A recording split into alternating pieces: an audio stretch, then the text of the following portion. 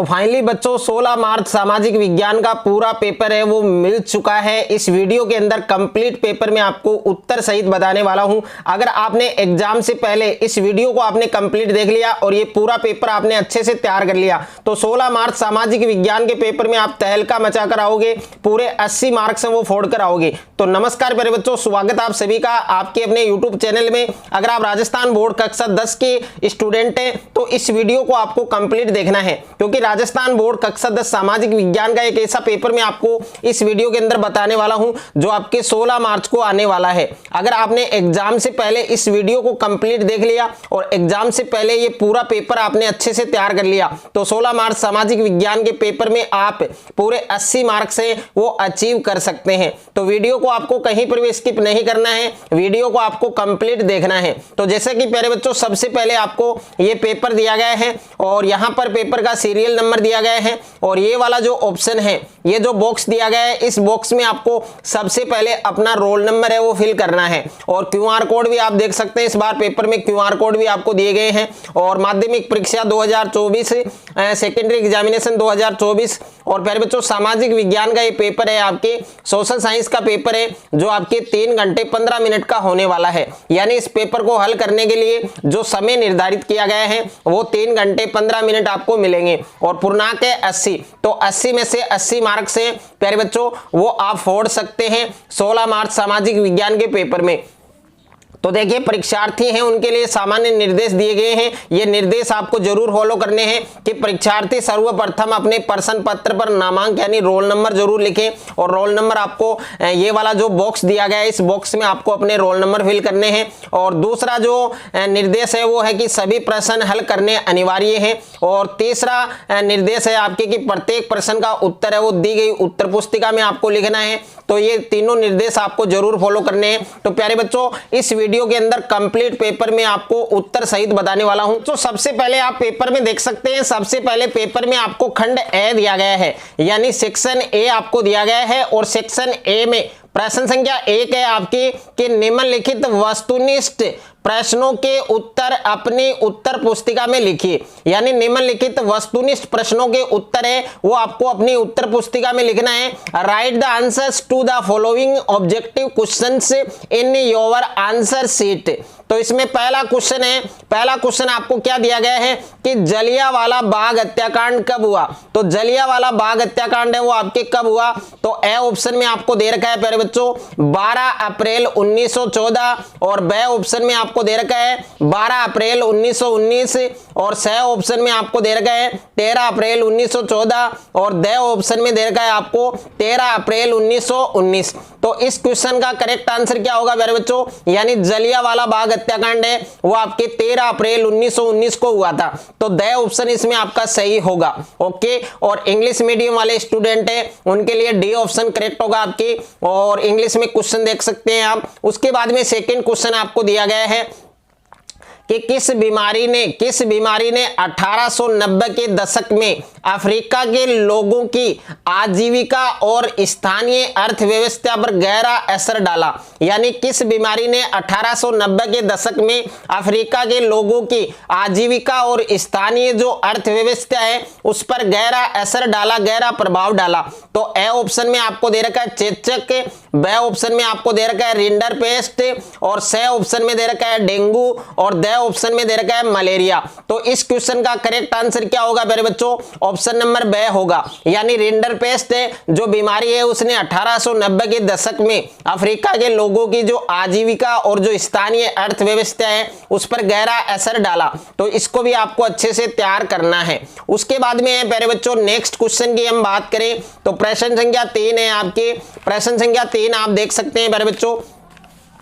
प्रश्न संख्या 3 आपको क्या दिया गया है कि देश की पहली जूट मिल है वो कब स्थापित हुई। तो देश की पहली यानी प्रथम जूट मिल है वो कब स्थापित हुई थी। तो ए ऑप्शन में दे रखा है 1855 ईस्वी में और बी ऑप्शन है आपके 1830 ईस्वी में और सी ऑप्शन है 1850 ईस्वी में और द ऑप्शन है 1845 ईस्वी में। तो देश की पहली जूट मिल है वो कब स्थापित हुई थी 1855 ईस्वी में। यानी इस क्वेश्चन का करेक्ट आंसर आपके क्या होगा, ऑप्शन नंबर ए होगा।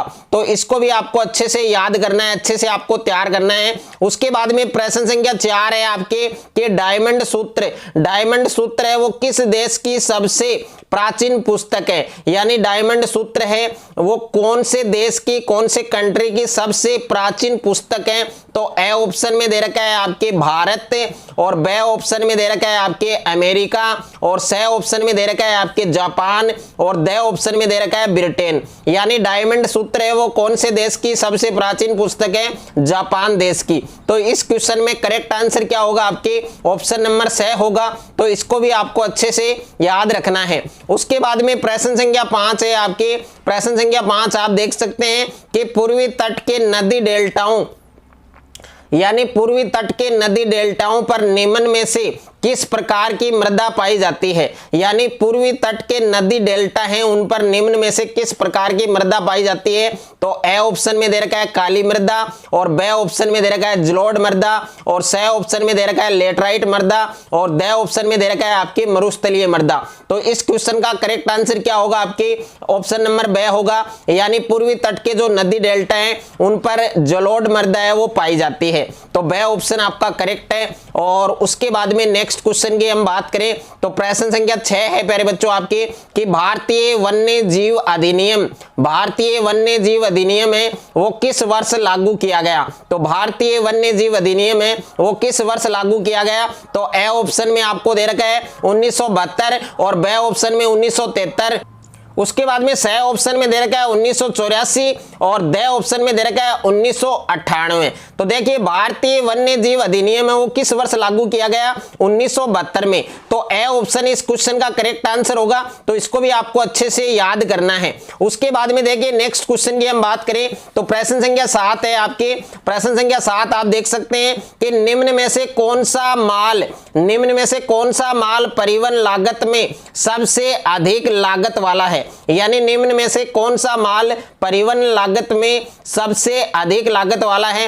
तो ए ऑप्शन में आपको दे रखा है तांबा, और बी ऑप्शन में दे रखा है प्लास्टिक, और सी ऑप्शन में दे रखा है एल्यूमिनियम, और डी ऑप्शन में दे रखा है सिल्वर। तो इस क्वेश्चन का करेक्ट आंसर क्या होगा, ऑप्शन नंबर सी होगा, यानी एल्यूमिनियम। यानी एल्यूमिनियम है वो परिवहन लागत में सबसे अधिक लागत वाला माल परिवहन है। उसके बाद में प्रश्न संख्या 8 है आपके, प्रश्न संख्या 8 आप देख सकते हैं कि निम्नलिखित में से कौन सा शब्द, निम्नलिखित में से कौन सा शब्द दो या अधिक देशों के व्यापार को प्रदर्शित करता है, यानी निम्नलिखित में से कौन सा शब्द है जो दो या अधिक देशों के व्यापार को प्रदर्शित करता है।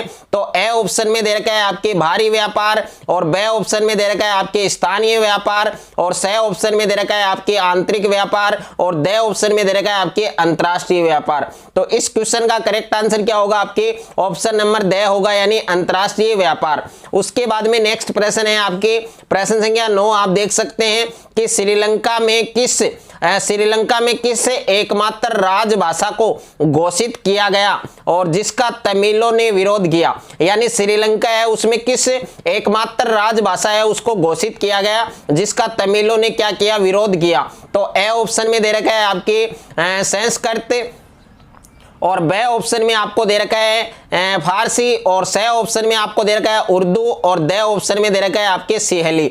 तो यहां पर डी ऑप्शन आपका सही होगा, यानी श्रीलंका में जो एकमात्र राजभाषा है वो कौन सी है, सिहली है, जिसको घोषित किया गया और तमिलों ने उसका क्या किया, विरोध किया। उसके बाद में देखिए प्रश्न संख्या 10 है आपके, प्रश्न संख्या 10 में आप देख सकते हैं कि अधिकारों और अवसरों के मामले में स्त्री और पुरुष की समानता मानने वाला व्यक्ति कहलाता है, यानी अधिकारों और अवसरों के मामले में स्त्री और पुरुष की जो समानता मानने वाला व्यक्ति है वो क्या कहलाता है। तो ए ऑप्शन में आपको दे रखा है धर्मनिरपेक्ष, और बी ऑप्शन में दे रखा है आपको सांप्रदायिक, और सी ऑप्शन में दे रखा है आपके जातिवाद, और डी ऑप्शन में दे रखा है आपके नारीवादी। तो इसमें डी ऑप्शन आपका सही होगा, यानी नारीवादी। उसके बाद में नेक्स्ट प्रश्न है आपके, नेक्स्ट प्रश्न आप देख सकते हैं प्रश्न संख्या 11। तो प्रश्न संख्या 11 में आपको क्या पूछा गया है कि भारतीय कम्युनिस्ट पार्टी का गठन कब हुआ, यानी भारतीय कम्युनिस्ट जो पार्टी है यानी CPI, जिसको हम शॉर्टकट में बोल सकते हैं भारतीय कम्युनिस्ट पार्टी है, उसको शॉर्टकट में क्या बोलते हैं, इसको शॉर्टकट में बोलते हैं CPI। और इसका गठन कब हुआ, तो ए ऑप्शन में दे रखा है प्यारे बच्चों आपके 1918 ईस्वी में, और बे ऑप्शन दे रखा है आपके 1925 ईस्वी में, और स ऑप्शन दे रखा है आपके 1964 ईस्वी में, और द ऑप्शन दे रखा है 1999 ईस्वी में। तो इस क्वेश्चन का करेक्ट आंसर क्या होगा, आपके ऑप्शन नंबर बे होगा।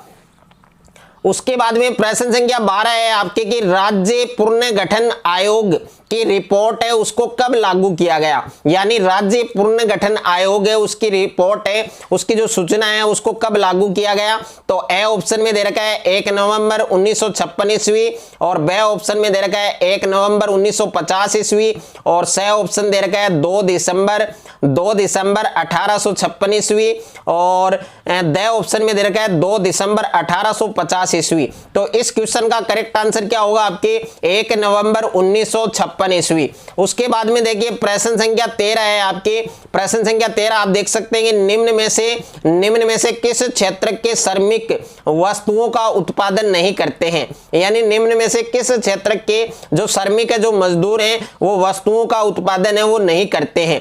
तो ए ऑप्शन में दे रखा है प्राथमिक क्षेत्र के, और बे ऑप्शन में दे रखा है द्वितीयक क्षेत्र के, और स ऑप्शन में दे रखा है आपके तृतीयक क्षेत्र के, और द ऑप्शन में दे रखा है आपके कृषि क्षेत्र।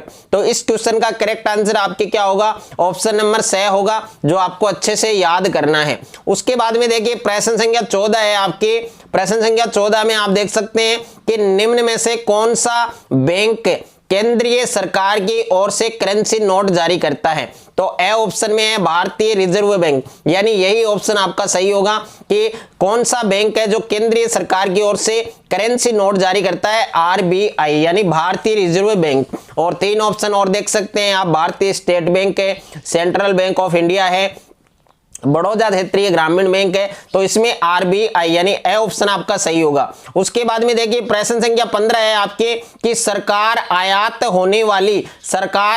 होने वाली वस्तुओं की संख्या पर एक सीमा तय कर देती है जिसे कहा जाता है, तो ए ऑप्शन में दे रखा है वैश्वीकरण, और बे ऑप्शन में दे रखा है उदारीकरण, और स ऑप्शन में दे रखा है कोटा, और द ऑप्शन में दे रखा है आपके निवेश। तो इस क्वेश्चन का सही उत्तर है वो आपके क्या होगा, कोटा, यानी सरकार आयात होने वाली वस्तुओं की संख्या है, नंबर है, उस पर एक सीमा तय कर देती है, जिसे हम क्या कहते हैं, कोटा कहते हैं। तो इसमें ऑप्शन नंबर स आपका सही होगा। उसके बाद में देखिए प्रश्न संख्या 2 है आपके, प्रश्न संख्या 2 में आपको दिया गया है कि रिक्त स्थानों की पूर्ति कीजिए, यानी fill in the blanks. Okay, तो इसमें पहला क्वेश्चन आपको क्या दिया है, पहला क्वेश्चन आप देख सकते हैं कि सर्वप्रथम भाप के इंजन का निर्माण ने किया था, तो इस रिक्त स्थान में आपको क्या फिल करना है कि सर्वप्रथम भाप के इंजन का निर्माण है वो किसने किया था, इंजन का निर्माण है वो किसने किया था, तो इसमें आपको लिखना है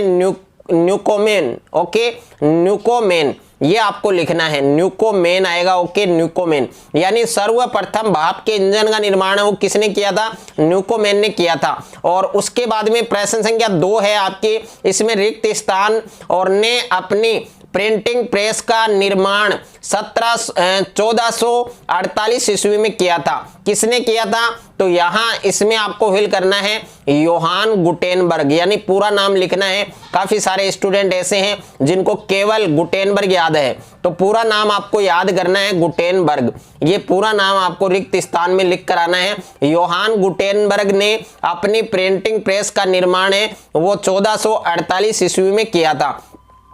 प्रश्न संख्या 3 है आपके कि छत वर्षा जल संग्रहण तकनीक का सफलतापूर्वक प्रयोग है वो कौन से राज्यों में किया गया, तो इसमें आएगा आपके, देखिए इसमें दो खालिस्तान है, तो पहले में आपको लिखना है मेघालय, पहले में जो फर्स्ट है इसमें मेघालय लिखना है, और जो सेकंड रिक्त स्थान है प्यारे बच्चों इसमें आपको लिखना है कर्नाटक। ओके, जो सेकंड रिक्त स्थान है इसमें क्या लिखना है आपको, कर्नाटक। उसके बाद में देखिए प्रश्न संख्या 4, यानी प्रश्न संख्या 4 में कौन सा रिक्त स्थान आपको दिया गया है, तो यहां पर आप देख सकते हैं कि 1984 ईस्वी में किसके नेतृत्व में बहुजन समाज पार्टी का गठन हुआ, तो इसमें प्यारे बच्चों आपको लिखना है कांसीराम। ओके, यानी कांसीराम है कांशीराम के नेतृत्व में बहुजन समाज पार्टी है उसका गठन हुआ। उसके बाद में प्रश्न संख्या 5 है आपके कि लोकतांत्रिक शासन व्यवस्था समानता पर आधारित होती है। तो इसमें आपको लिखना है राजनीतिक। क्या लिखना है प्यारे बच्चों? राजनीतिक। और ये सभी रिक्त स्थान आपको अच्छे से याद करने हैं। और उसके बाद में प्रश्न संख्या 6 है आपके कि जब देश की कुल आय को कुल जनसंख्या से भाग देकर निकाला जाता है तो उसे हम क्या कहते हैं? तो उसे हम औसत आय कहते हैं। क्या कहते हैं? औसत आय कहते हैं, या फिर इसको आप प्रति व्यक्ति आय भी कह सकते हैं। तो इस रिक्त स्थान में आप प्रति व्यक्ति आय भी लिख सकते हैं। प्रश्न संख्या 7 है आपके रिक्त स्थान दिया गया है सस्ता विनिर्माण केंद्र होने का लाभ प्रदान करता है। यानी कौन सा देश है जो सस्ता विनिर्माण केंद्र होने का लाभ प्रदान करता है? तो इसमें आपको लिखना है चीन। ओके, और अच्छे से याद करने हैं। उसके बाद में देखिए प्रश्न संख्या 3 है आपके कि निम्नलिखित प्रश्नों के उत्तर एक शब्द या एक पंक्ति में लिखिए। यानी ये जो क्वेश्चंस हैं, answer the following questions in one word और वन लाइन, यानी या तो एक शब्द में आपको उत्तर देने हैं या एक पंक्ति में देना है। तो इसमें पहला प्रश्न है आपके कि पूना पैक्ट कब और किन किन के मध्य हुआ? यानी पूना पैक्ट है वो कब और किन किन के मध्य हुआ, ये आपको बताना है। दूसरा प्रश्न है आपके कि पूर्व औद्योगिकरण का अर्थ बताइए। इसमें आपको पूर्व औद्योगिकरण है उसका अर्थ बताना है। और तीसरा प्रश्न है प्यारे बच्चों आपके कि जेम्स हारग्रीव्स द्वारा स्पिनिंग जेनी नामक मशीन है उसका निर्माण है वो कब किया गया? यानी जेम्स हारग्रीव्स द्वारा स्पिनिंग जेनी मशीन है उसका निर्माण कब किया गया था, ये आपको बताना है। प्रश्न संख्या 4 है आपके कि दुर्लभ जातियां किसे कहते हैं? इसमें आपको दुर्लभ जातियां हैं उनकी परिभाषा बतानी है। और प्रश्न संख्या 5 है आपके कि सीमेंट बनाने के लिए काम में आने वाले किन्हीं 2 कच्चे मालों के नाम लिखिए। तो सीमेंट बनाने के लिए काम में आने वाले कोई 2 कच्चे माल हैं उनके आपको नाम बताने हैं। और प्रश्न संख्या 6 है आपके कि बेल्जियम की राजधानी का नाम बताइए। इसमें आपको बेल्जियम की राजधानी का नाम बताना है। ये वाला प्रश्न सभी बच्चों को याद होगा, सभी बच्चों को कमेंट बॉक्स में बताना है। उसके बाद में प्रश्न संख्या 7 है आपके कि भारतीय संविधान में कितनी भाषाओं को अनुसूचित भाषा का दर्जा दिया गया है? यानी भारतीय संविधान है उसमें कितनी भाषाओं को अनुसूचित भाषा का दर्जा दिया गया है, ये आपको बताना है। और प्रश्न संख्या 8 है आपके कि सामाजिक असमानता का कौन सा रूप प्रत्येक स्थान पर दिखाई देता है? यानी सामाजिक असमानता है उसका कौन सा रूप प्रत्येक स्थान पर दिखाई देता है, ये आपको लिखना है। और प्रश्न संख्या 9 है आपके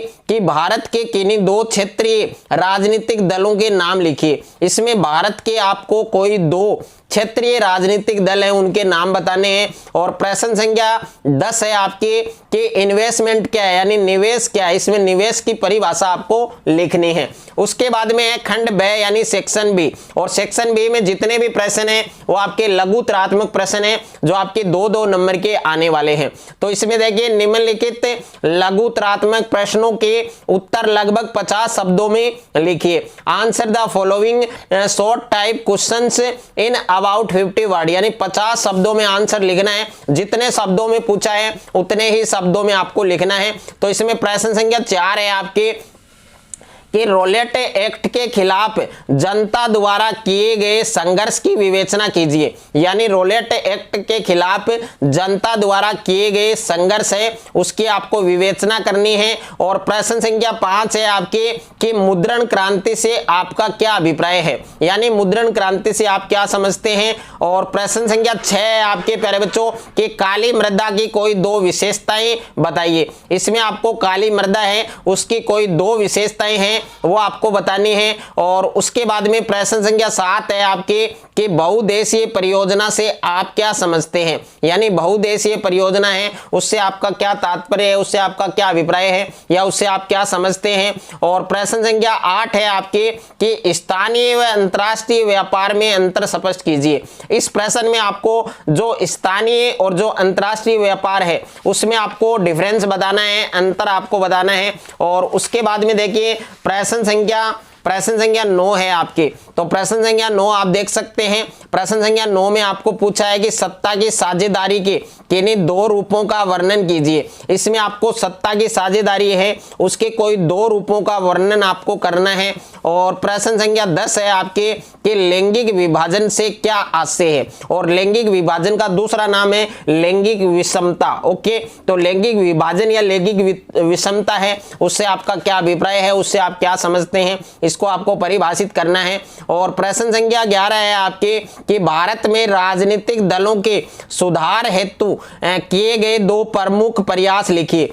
यानी भारत में राजनीतिक दल हैं उनके सुधार हेतु किए गए दो प्रमुख प्रयास हैं वो आपको बताने हैं। और प्रश्न संख्या 12 है आपके कि लोकतंत्र की कोई दो विशेषताएं लिखिए। इसमें प्यारे बच्चों आपको लोकतंत्र की कोई दो विशेषताएं आपको बतानी है, यानी राइट एनी टू जो दो विशेषताएं हैं डेमोक्रेसी की, जो लोकतंत्र की, वो आपको बतानी है।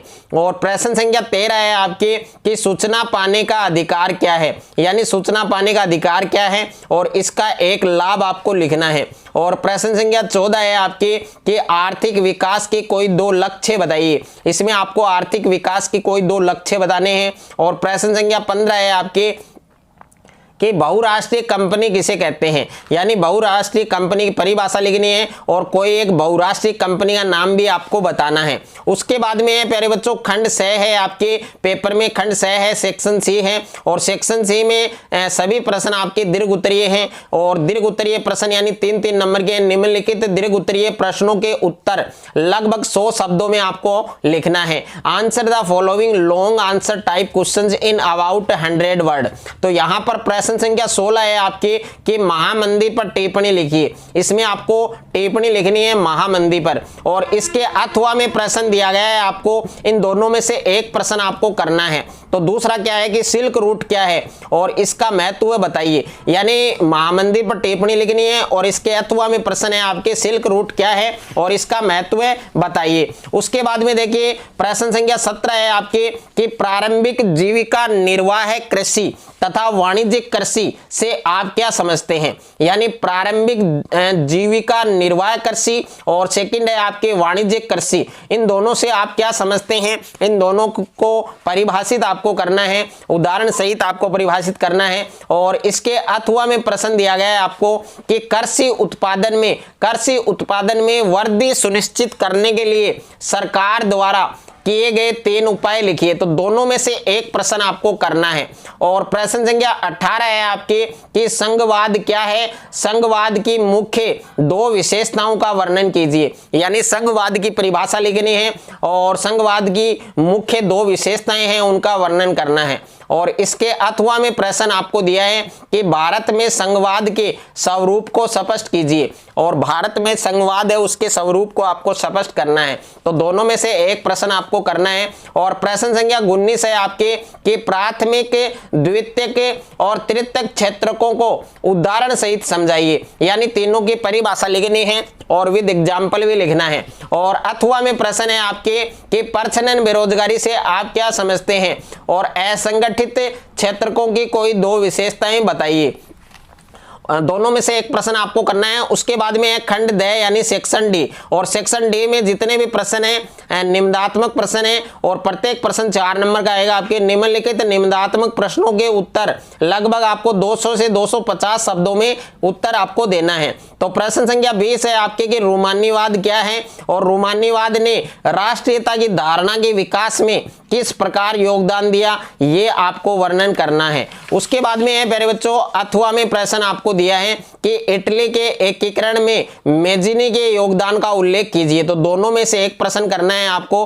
प्रश्न संख्या 21 है आपके कि मुद्रा किसे कहते हैं और मुद्रा के किन्हीं 3 कार्यों को स्पष्ट कीजिए। इसमें आपको मुद्रा की परिभाषा बतानी है और मुद्रा है उसके कोई 3 कार्य हैं वो आपको स्पष्ट करने हैं। अथवा में प्रश्न है आपके कि आपके अनुसार औपचारिक तथा अनौपचारिक शाख में कौन सी शाख श्रेष्ठ है तथा क्यों, इनका आपको उत्तर बताना है। तो दोनों में से से एक प्रश्न आपको करना है और प्रश्न संख्या 22 है आपके कि प्रश्न का उत्तर है वो दिए गए मानचित्र में दीजिए। तो इसका उत्तर आपको मानचित्र में देना है और मानचित्र आपको जहां पर आपका एग्जाम है वहां पर आपको मिल जाएगा, घर से ले जाने की आवश्यकता नहीं है, आपको मानचित्र आपको वहीं मिलेगा। क्योंकि काफी सारे बच्चों ने कमेंट किया कि सर मानचित्र घर से लेकर जाना है क्या? तो घर से लेकर नहीं जाना है, जहां पर आपका एग्जाम सेंटर है वहीं पर आपको उपलब्ध करवा दिया जाएगा। तो देखिए मानचित्र में आपको आंसर देना है। तो दिए गए भारत के रेखा मानचित्र में निम्नलिखित परमाणु ऊर्जा संयंत्रों को अंकित कीजिए, जिसमें नरोरा है,